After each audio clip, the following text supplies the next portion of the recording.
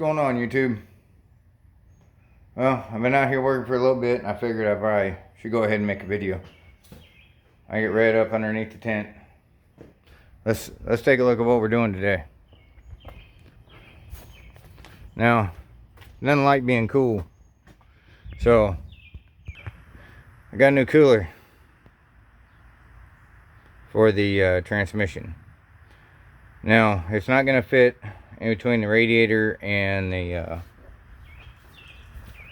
the front end. For one, it'll block airflow through my radiator, and two, well, it just won't look as cool. And it's pretty big. I mean, it's a big 2-core.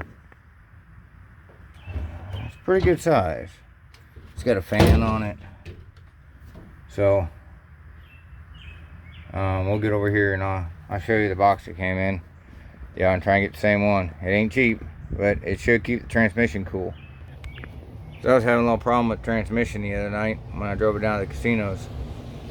Transmission got up 200, 210, which is a little warmer than I want it to be. That's for damn sure. So went ahead and bought this. It should keep the transmission cooler, because it is a transmission cooler. I just got a little bitty one that I've had for years. I thought it'd work, but no, if we're gonna be driving this a lot, I need to make sure the transmission's cool. I spent too much money on the transmission to burn up with heat, because that is the number one killer of transmissions: heat. Okay, so let's take a look at how I'm going to mount this. Let's switch this around.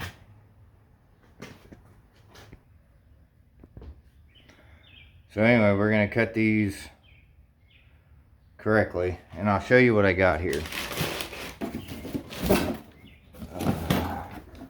Flip this camera up. Now, performance. There's your part number if you all want the same one. If you're on a budget, I'd say don't get it. But I mean, it does come with everything. It did, though.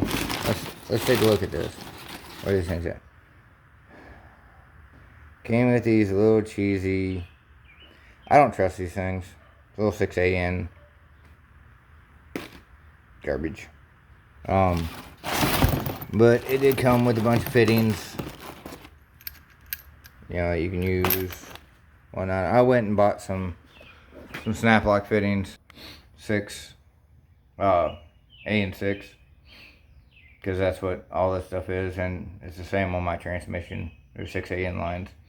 So run new lines to my transmission cooler, from the transmission to the cooler.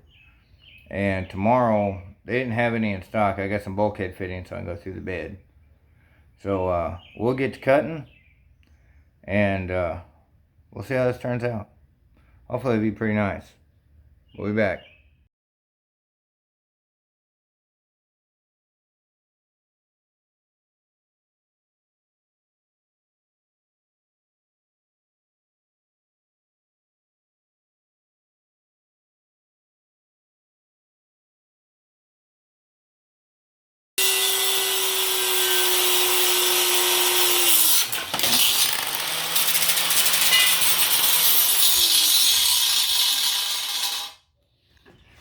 And that, kids, is what can happen. I can get hurt, but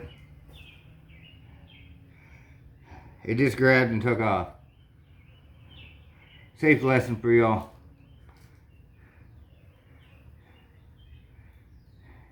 It grabbed, took off, and I had to go unplug it. That's why you always point away from y'all. And be careful, because when those things shatter, it's bad. This could be a safety video on its own.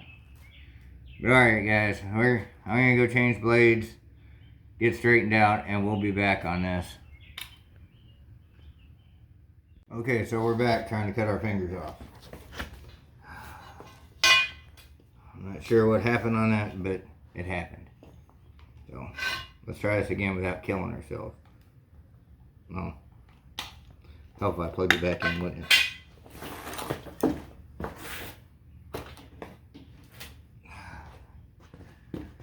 Like I said, here we go. Let's try not to kill ourselves this time.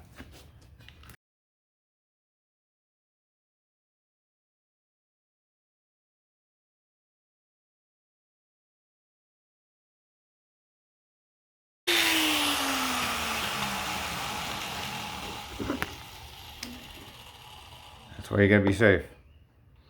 Alright, so let's take this out and I'll see how this fits. I might still have to cut a little bit off those, make them an angle when they bend down, but let's go out here to the truck and take a look.